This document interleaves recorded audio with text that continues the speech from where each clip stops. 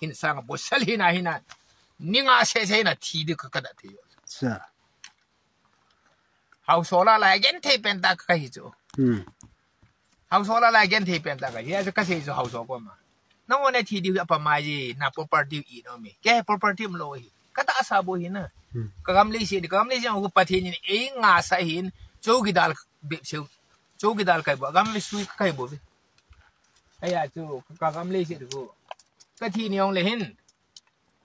na hon hi la nga phai yang na ti na phai yang nga ka ki wi lo di ka thi ni le ka kho ka pin na le si na ka ki wi koi ki tha sa go na thi di le se ya ni nem ju kha ve ju ki thi di chula na kha ve ju ki thi di chule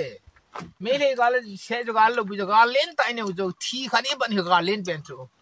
ya ji thi dan ju na I di thi dam e kho mang ka thi no bo e kho mang hi lo di